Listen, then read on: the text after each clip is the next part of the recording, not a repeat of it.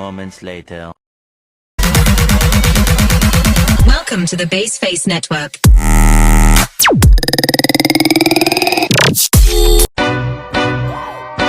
Hey, go yard. I got so much motherfucking design on right now. Break it down, bring it back, make it clap. I got 3 old thoughts, new block, where that day. Bitches on my line, and you know. Konsep harta dan kepemilikan dalam Al-Quran. Di sini saya akan menjelaskan tentang konsep harta dan kepemilikan dalam Al-Quran.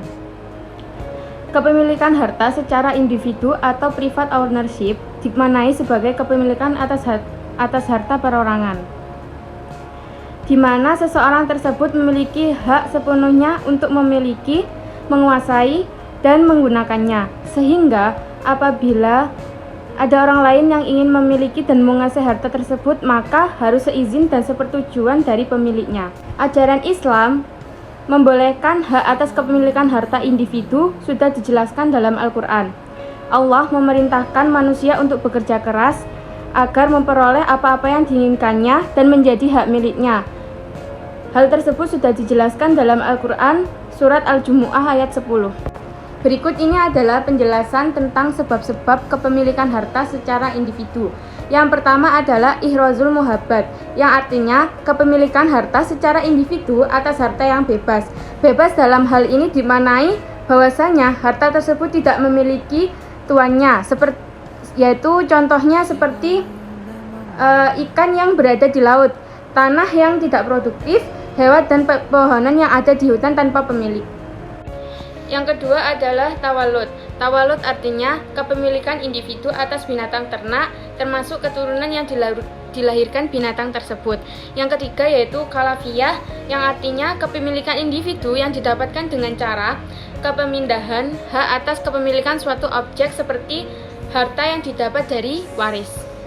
Yang terakhir yaitu akad, yang artinya kepemilikan individu yang didapatkan melalui kesepakatan yang terjadi melalui ijab dan qabul sesuai dengan ketentuan syariah sehingga menimbulkan pengaruh hukum terhadap objek akad.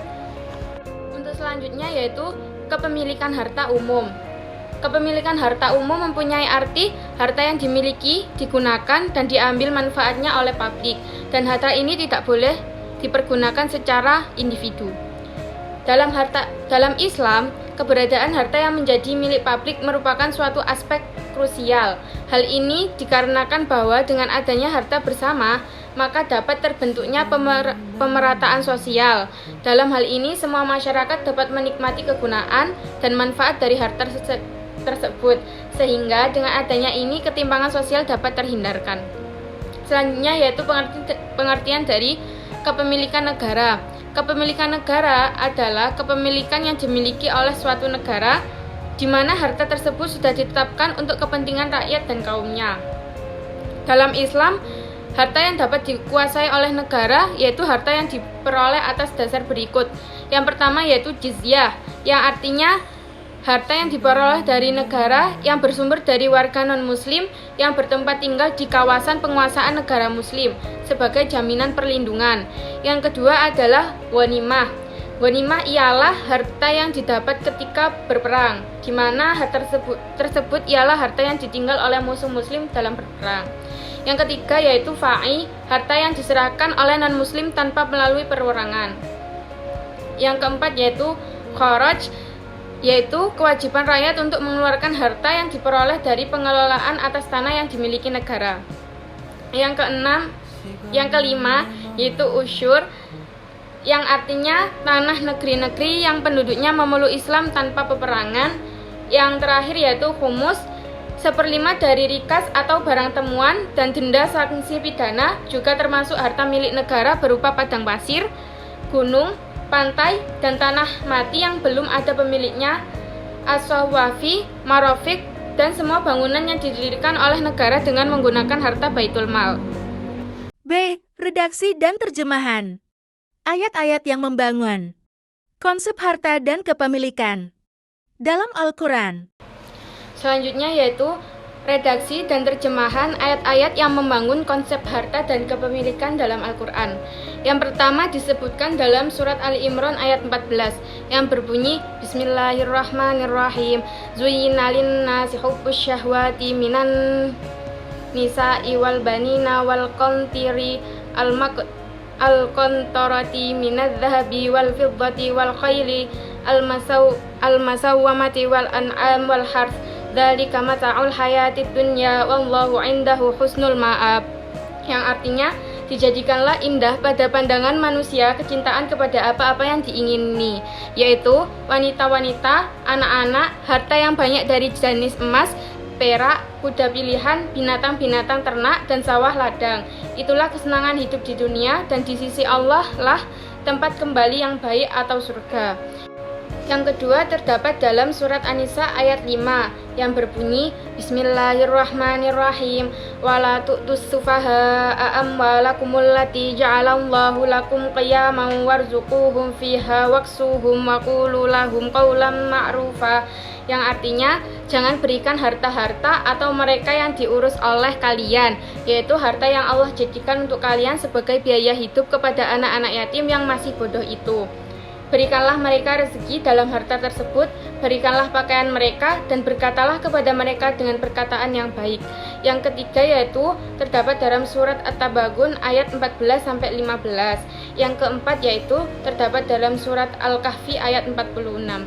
C. Menerjemahkan ayat-ayat yang membangun konsep harta dan kepemilikan dalam Al-Quran menemukan kata kunci dan maknanya. Selanjutnya yaitu menerjemahkan ayat-ayat yang membangun konsep harta dan kepemilikan dalam Al-Quran menemukan kata kunci dan maknanya. Yang pertama yaitu suyinah, artinya diperhiaskan. Maknanya semua benda yang diinginkan tentu ada baik dan ada buruknya. Bila keinginan itu muncul, yang nampak hanya yang baik saja dan lupa akan susah dan buruknya. Yang kedua yaitu hubbu, artinya cinta atau kesukaan. Yang ketiga yaitu syahwati, yaitu keinginan-keinginan yang timbul selera yang membuat nafsu ingin mempunyainya. Yang keempat yaitu wala tutu, artinya janganlah memberi. Yang kelima yaitu sufaha, bentuk jamak safi adalah orang yang tidak bisa memanfaatkan harta dengan baik. Yang keenam yaitu qiyamah, suatu tumpuan yang kita berdiri dengannya. Allah jadikan harta sebagai tumpuan, yaitu tumpuan untuk kehidupan manusia, kemaslahatan dunia maupun agama. Yang ketujuh yaitu kaulam ma'rufa, kata-kata yang baik, maksudnya perkataan yang menyejukkan jiwa, tidak membuat sedih ataupun marah. Yang kedelapan yaitu adua. Kalimat tersebut memiliki dua makna, yakni memalingkan dan berlari. Yang kesembilan yaitu ahzaruhum, berarti waspadalah atau anjuran untuk berhati-hati. D. Menjelaskan penafsiran ayat-ayat yang membangun konsep harta dan kepemilikan dalam Al-Quran. Saya akan menjelaskan tentang penafsiran ayat-ayat yang membangun konsep harta dan kepemilikan dalam Al-Quran. Yang pertama, Quran Surat Ali Imran ayat 14. Ayat 14 pada Surat Ali Imran ini menjelaskan pada manusia berbagai macam kelezatan manusia, di antaranya perempuan dan anak keturunan. Dimulai dari kata perempuan, karena perempuan menurut ulama mufasir adalah fitnah yang paling besar, dan dalam hadis Rasulullah SAW dikatakan, tidaklah aku tinggalkan fitnah padamu yang lebih besar, yaitu perempuan. Sedangkan kalau seandainya maksud dari mereka adalah kemuliaan dan memperbanyak keturunan, merupakan suatu yang dianjurkan dan diminta, bahkan disunahkan. Sebagaimana hadis Rasulullah SAW yang memberikan kabar gembira tentang pernikahan dan keturunan. Sesungguhnya perbaikan umat ini adalah kemuliaan pada perempuan tersebut, bisa menghasilkan banyak keturunan, dan dunia adalah kesenangan yang paling baik itu terdapat pada perempuan yang solehah. Selanjutnya Quran Surat An-Nisa ayat 5. Allah melarang memperkenankan kepada orang-orang yang belum sempurna akalnya melakukan tasarruf atau penggunaan harta benda yang dijadikan oleh Allah untuk dikuasakan kepada wali mereka, yakni para wali merekalah yang menjamin kehidupan mereka dari hasil pengelolaan hartanya, baik melalui dagang atau cara lainnya. Kemudian Quran Surat At-Taghabun ayat 14 dan 15. Ini adalah peringatan dari Allah untuk orang-orang yang beriman agar tidak terperdaya oleh istri dan anak. Karena sebagian dari mereka ini adalah musuh. Dan musuh itu hakikatnya adalah orang-orang yang menghendaki kejelekan bagi kalian. Tugas kalian adalah bersikap waspada dari orang yang bersifatnya seperti ini. Jiwa diciptakan dengan tabiat mencintai istri dan anak. Karena itu Allah memberikan nasihat untuk para hambanya agar membatasi rasa cintanya yang tunduk pada kemauan istri dan anak itu. Karena di dalamnya terdapat larangan syar'i. Allah juga mendorong para hambanya agar menunaikan perintah-perintahnya dan agar lebih mengedepankan ridhonya. Karena Allah memiliki pahala yang besar yang mencakup berbagai cita-cita tinggi dan kecintaan yang mahal.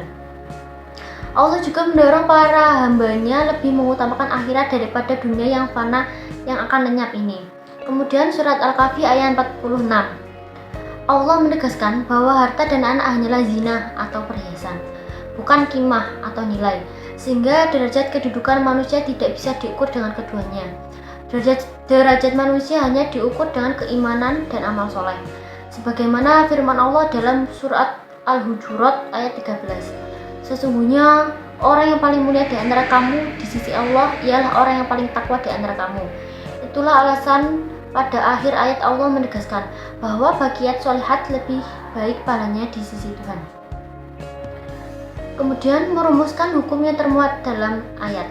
Yang pertama, Quran Surat Ali Imran ayat 14. Diperhiaskan bagi manusia kesukaan kepada mereka yang diingini. Di sini telah terdapat 3 kata. Yang pertama, zuyina, artinya diperhiaskan. Maksudnya, segala barang yang diingini itu ada baik dan buruknya. Tetapi apabila keinginan telah timbul, yang kelihatan hanya eloknya saja dan lupakan buruk atau susahnya. Kata kedua adalah hub, artinya kesukaan atau cinta. Kata ketiga adalah syahwat, yaitu keinginan-keinginan yang menimbulkan selera yang menarik nafsu untuk mempunyainya. Maka disebutkan di sini 6 macam hal yang manusia sangat menyukainya karena hendak mempunyai dan menguasainya. Sehingga yang nampak oleh manusia hanyalah keuntungan saja, sehingga manusia tidak memperdulikan kepayahan buat mencintainya, yaitu yang pertama perempuan dan anak laki-laki, dan berpikul-pikul emas dan perak, dan kuda kendaraan yang diasuh, dan binatang-binatang ternak dan sawah dan ladang. Itulah 6 macam yang disukai, diinginkan, dan dengan berbagai macam usaha manusia ingin mempunyainya. Kemudian Quran Surat An-Nisa ayat 5. Larangan menyerahkan harta mereka bila mereka belum mampu mengurus, dan janganlah kalian serahkan kepada orang yang belum sempurna akalnya, yaitu anak yatim atau orang dewasa yang belum mampu mengurus harta mereka yang ada dalam kekuasaan kalian yang dijadikan Allah sebagai pokok kehidupan, penyangga hidup, penopang urusan, dan penunjang berbagai keinginan dalam kehidupan. Kemudian surat At-Taghabun ayat 14 dan 15. Menurut At-Tabari ayat ini bahwasanya ditawil dengan sesungguhnya di antara istri-istrimu dan anak-anakmu ada yang menjadi musuh bagimu. Maksudnya adalah kita harus bisa menuntut memandu ke jalan Allah, karena di antara istri-istrimu dan anak-anakmu bisa saja menghalangi untuk taat kepada Allah. Maka berhati-hatilah kamu terhadap mereka dengan cara mendekati apa yang diperintahkan oleh mereka, yang mana perintah atau keinginan serta mereka bisa menjauhkan atau sampai meninggalkan ketaatan kepada Allah. Kemudian surat Al-Kahfi ayat 46.